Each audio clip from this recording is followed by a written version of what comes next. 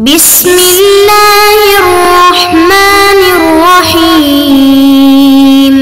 بسم اللہ الرحمن الرحیم۔ السلام علیکم ورحمۃ اللہ وبرکاتہ۔ عزیز طلبہ، آج التبیان فی علوم القرآن کا سبق نمبر 150 ہے، اور اس سبق کے اندر ہم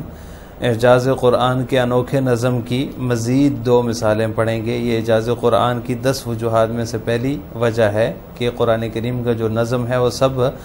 معروف نظم میں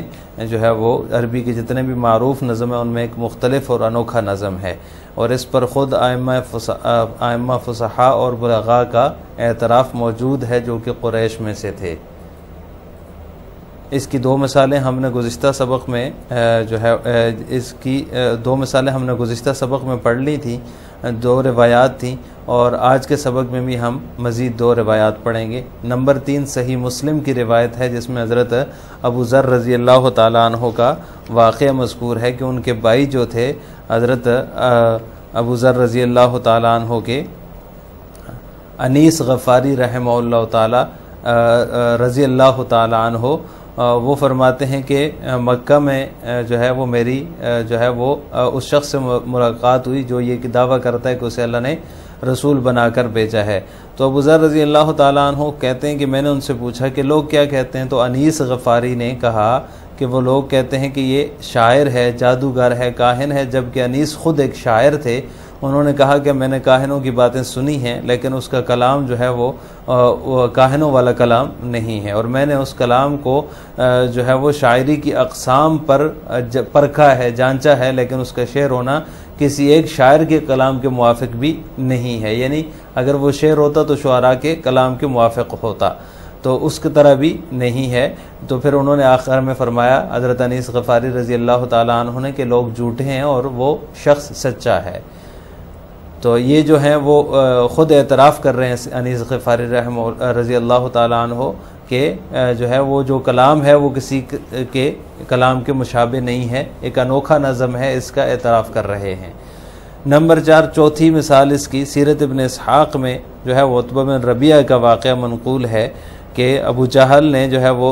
سرداران قریش کی ایک جماعت سے کہا کہ محمد کا معاملہ ہم پر مشتبہ ہو گیا ہے،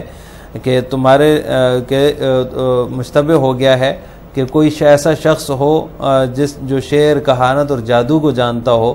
اور وہ جو ہے وہ آپ صلی اللہ علیہ وسلم کا فرمائے کہ ان سے بات کرے اور پھر ہمارے پاس آ کر وضاحت کرے کہ کیا واقعی وہ کوئی کاہن ہے، جادو ہے یا پھر شاعر ہے۔ تو اس پر جو ہے وہ عتبہ بن ربیعہ جو کہ یہ بھی سرداروں میں سے تھا، اس نے کہا کہ میں جاتا ہوں محمد کے پاس اور میں جا کر بات کرتا ہوں۔ تو عتبہ آپ صلی اللہ علیہ وسلم کی خدمت میں آیا اور اس نے آ کر کہا کہ اے محمد، آپ بہتر ہیں یا ہاشم، آپ بہتر ہیں یا عبد المطلب، آپ بہتر ہیں یا عبداللہ، تو پھر آپ کیوں ہمارے خداؤں کو برا بھلا کہتے ہیں اور ہمیں جو ہے وہ گمراہ قرار دیتے ہیں؟ آپ کو اگر سرداری چاہیے تو ہم آپ کو سرداری دینے کے لیے تیار ہیں، آپ اگر عورتوں کی آپ کو خواہش ہے تو آپ قریش میں سے جس عورت کو آپ چاہتے ہیں ہم آپ کی شادی کروا دیتے ہیں، اور جس لڑکی کو بھی تم پسند کرو گے ہم اسی سے تمہاری شادی کروا دیں گے، اور اگر آپ کو مال چاہیے تو ہم آپ کو جو ہے وہ مال جمع کر دیتے ہیں، آپ ہم سب میں زیادہ مالدار ہو جائیں گے۔ تو آپ صلی اللہ علیہ وسلم خاموش رہے اور کوئی جواب نہ دیا۔ جب وہ فارغ ہو گیا تو اس سے پوچھا کہ آپ فارغ ہو گئے اپنی بات سے؟ تو اس نے کہا ہاں جی فارغ ہو گیا۔ تو آپ صلی اللہ علیہ وسلم نے سورہ حامیم السجدہ جو ہے، جس کو سورہ فصلت بھی کہا جاتا ہے، اس کی آیات تلاوت کی۔ حامیم تنزیل من الرحمن الرحیم، کتاب فصلت آیاتہ قرآنا عربیا لقوم یعلمون بشیرا ونذیرا فاعرض اکثرهم فهم لا يسمعون۔ یہ یہاں تک جو ہے وہ آپ صلی اللہ علیہ وسلم نے جب یہ آیات تلاوت کی، اور جب آپ فَإِنْ أَعْرَضُوا فَقُلْ أَنذَرْتُكُمْ صَاعِقَةً مِثْلَ صَاعِقَةِ عَادٍ وَثَمُودَ، یہاں تک جو ہے وہ آپ صلی اللہ علیہ وسلم پہنچے تو عتبہ نے جو ہے وہ آپ کے منہ پر ہاتھ رکھ دیا اور رشتہ داری کا واسطہ دے کر کہا کہ خاموش ہو جائیں۔ اس کے بعد جو ہے وہ عتبہ جو ہے عتبہ بن ربیعہ وہ گھر نہیں گیا، وہ قریش کے پاس نہیں گیا بلکہ اپنے گھر چلا گیا، اور قریش نے کہا کہ شاید وہ جو ہے وہ گمراہ ہو گیا ہے، بے دین ہو گیا، لہٰذا وہ عتبہ کے پاس آئے اور کہنے لگے کہ عتبہ، آپ کو ہمارے پاس آنے کے لیے کس نے منع کیا ہے؟ کیا آپ بے دین ہو گئے؟ تو یہ سن کر عتبہ بن ربیعہ کو غصہ آ گیا اور ان سے کہا کہ میں نے ان سے بات کی، یعنی آپ صلی اللہ علیہ وسلم سے، تو انہوں نے مجھے ایسا کلام جواب میں سنایا جو نہ تو شعر ہے، نہ جادو ہے، اور نہ ہی کہانت ہے، اور میں جو ہے وہ میں نے تمہارے اوپر عذاب نازل ہونے کے خوف سے انہیں جو ہے وہ قرابت داری کی قسم دی کہ وہ رک جائیں، کیونکہ تمہیں پتہ ہے کہ محمد صلی اللہ علیہ وسلم جو بات بھی کہتا ہے وہ جھوٹ نہیں ہوتی۔ تو علامہ قرطبی رحمہ اللہ تعالیٰ فرماتے ہیں جب عتبہ نے عربی زبان اور فصاحت و بلاغت میں اپنا ایک مقام و مرتبہ ہونے کے باوجود اس بات کا اعتراف کر لیا کہ اس نے قرآن جیسا کلام کبھی نہیں سنا، تو اس قول میں عتبہ اور اس جیسے دوسرے جو ماہرین تھے، فصاحت و بلاغت کے ماہر تھے اور کلام کی تمام اقسام اور انواع پر جو ہے وہ قدرت رکھتے تھے، یہ ان کی طرف سے بھی قرآن کے اعجاز کا اقرار ہے۔ نمبر 3، وفی صحیح مسلم ان انیس الغفاری اخا ابی ذر قال لابی ذر لقیت رجلا بمکہ علی دینک یزعم ان اللہ ارسلہ قلت فما یقول الناس قال يقولون شاعر ساحر كاهن وكان انیس احد الشعراء قال انیس لقد سمعت قول الكهنة فما هو بقولهم ولقد وضعت قوله على اقراء الشعر يريد انواعه وبحوره فلم يلتئم على لسان احد منهم انه شعر واللہ انہم لکاذبون وانہ لصادق۔ تیسری مثال اس کی صحیح مسلم کی روایت ہے۔ صحیح مسلم میں آئے کہ ابو ذر رضی اللہ تعالیٰ عنہ کے بھائی انیس غفاری رضی اللہ تعالیٰ عنہ نے حضرت ابو ذر رضی اللہ تعالیٰ عنہ سے کہا کہ میری مکہ میں تمہارے ہمدین شخص سے ملاقات ہوئی، وہ یہ دعویٰ کرتا ہے کہ اللہ نے اس کو رسول بنا کر بھیجا ہے۔ میں نے کہا، حضرت ابو ذر کہتے ہیں میں نے کہا فما یقول الناس، لوگ کیا کہتے ہیں؟ تو انیس نے کہا کہ وہ کہتے ہیں کہ یہ شاعر ہے، جادوگر ہے، کاہن ہے، جبکہ انیس جو ہیں وہ وہ کہتے ہیں کہ انیس خود ایک شاعر تھے۔ وکان انیس احد الشعراء، انیس خود ایک شاعر تھے۔ انیس کہتے ہیں کہ میں نے جو ہے وہ کاہنوں کی باتیں سنی ہیں لیکن اس کا کلام کاہنوں والا نہیں ہے، اور میں نے اس کے کلام کو شاعری کی اقسام یعنی جو ہے وہ انواع اور بحور پر جو ہے وہ جانچا ہے، لیکن اس کا شعر ہونا کسی ایک شاعر کے کلام کے موافق نہیں اترتا۔ واللہ انہم لکاذبون، اللہ کی قسم لوگ جھوٹے ہیں، وانہ لصادق، اور وہ شخص سچا ہے۔ وأخرج ابن إسحاق في السيرة أن أبا جهل قال في ملأ من قريش لقد التبس علينا أمر محمد فلو التمستم لنا رجلا عالما بالشعر والكهانة والسحر فكلمه ثم أتانا ببيان عن أمره فقال عتبة بن ربيعة وكان من أشراف القوم وسادتهم أنا أقوم إليه وأكلمه فأتاه فقال يا محمد أنت خير أم هاشم أنت خير أم عبد المطلب أنت خير أم عبد الله فبما تشتم آلهتنا وتذللنا فإن كنت تريد الرياسة عقدنا لك اللواء فكنت رئيسنا وإن كنت تريد النساء زوجناك ما تشاء منهن تختار من أي بنات قريش ما شئت وإن كنت تريد المال جمعنا لك من أموالنا حتى تكون أغنانا وأكثر مالا والنبي صلى الله عليه وسلم ساكت لا يجيبه فلما فرغ من عرضه قال له النبي صلى الله عليه وسلم أفرغت قال نعم قال فاسمع إذن فتلا عليه سورة فصلت حاميم تنزيل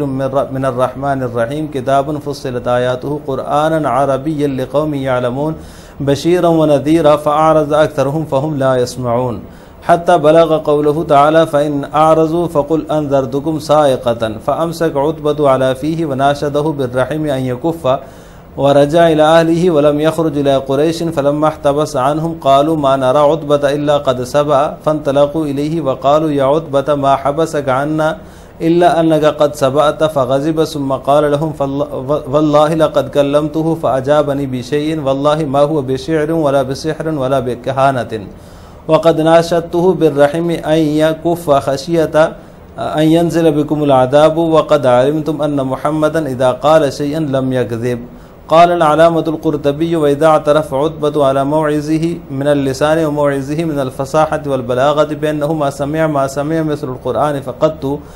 كان في هذا القول مقرا بإعجاز القرآن له ولزربائه من المتحققين بالفصاحة والقدرة على المتكلم بجميع أجناس القول وأنواعه۔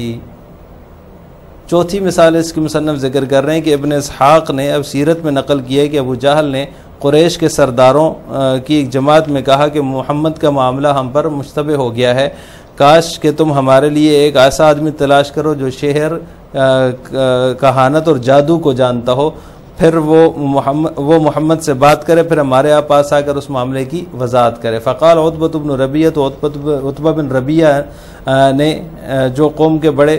سربراہ لوگوں میں سے تھا یا بڑے جو ہے وہ اشراف میں سے تھا، وہ کہنے لگا میں اس کے پاس جاتا ہوں اور اس سے بات کرتا ہوں۔ چنانچہ عتبہ جو ہے وہ آپ صلی اللہ علیہ وسلم کے پاس آیا اور آ کر کہا اے محمد، آپ بہتر ہو یا ہاشم، آپ بہتر ہو یا عبد المطلب، آپ بہتر ہو یا عبداللہ، تو پھر آپ کیوں ہمارے خداؤں کو برا بھلا کہتے ہو اور ہمیں گمراہ قرار دیتے ہو؟ فَإِن كُنْتَ تُرِيدُ الرِّيَاسَةَ، اگر آپ کو سرداری چاہیے تو ہم آپ کو سرداری کا جھنڈا تھما دیتے ہیں، تو آپ ہمارے سردار بن جائیں، اور اگر تمہیں عورتوں کی خواہش ہے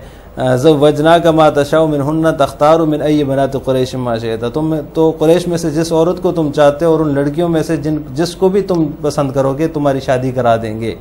وَإِن كُنْتَ تُرِيدُ الْمَالَ، اور اگر آپ کو مال چاہیے تو ہم آپ کے لیے اتنا مال جمع کریں گے کہ آپ ہم سب سے زیادہ مالدار اور غنی ہو جائیں گے۔ وَالنَّبِيُّ صلی اللہ علیہ وسلم ساکت لا یجیبہ، اس دوران آپ صلی اللہ علیہ وسلم خاموش رہے اور اسے کوئی جواب نہ دیے۔ جب وہ اپنی درخواست سے فارغ ہو گیا تو آپ صلی اللہ علیہ وسلم نے اس سے فرمایا کہ تم اپنی بات سے فارغ ہو گئے؟ تو اس نے کہا جی ہاں۔ پھر آپ صلی اللہ علیہ وسلم نے فرمایا کہ تب سنو، فتلا علیہ سورۃ فصلت، اور آپ صلی اللہ علیہ وسلم سورہ فصلت کی تلاوت فرمانا شروع کر دی۔ حامیم تنزیل من الرحمن الرحیم، کتاب فصلت آیاتہ قرآنا عربیا لقوم یعلمون بشیرا ونذیرا فاعرض اکثرهم فهم لا يسمعون حتی بلغ قولہ تعالی فإن اعرضوا فقل انذرتکم صاعقۃ، جب جو ہے وہ آپ صلی اللہ علیہ وسلم اللہ تعالیٰ کے اس فرمان تک پہنچے فإن اعرضوا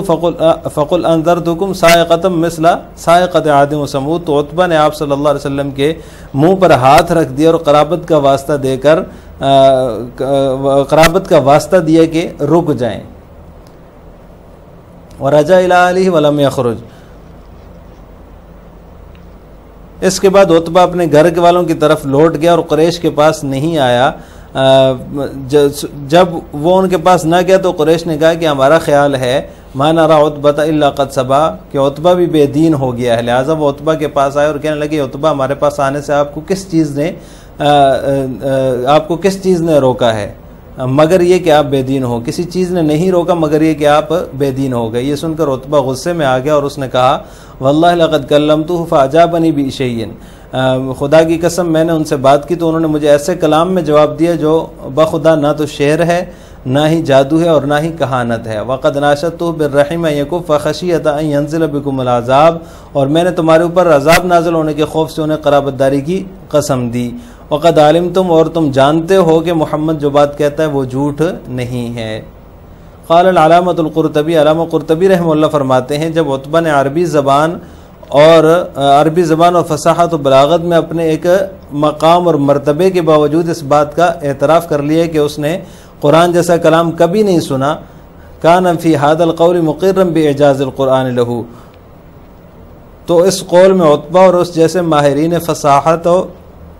اور کلام کی تمام اجناس اور انواع پر جو ہے وہ قدرت رکھنے والے لوگوں کی جانب سے بھی اعجاز قرآن کا یہ اقرار ہے۔ مقرم باعجاز القرآن، اعجاز قرآن کا اقرار ہے۔ لہٰذا آج کے سبق کا خلاصہ یہ ہوا کہ ہم نے اعجاز قرآن کی پہلی وجہ کی مزید 2 مثالوں کی وضاحت اور تفصیل پڑھی ہے۔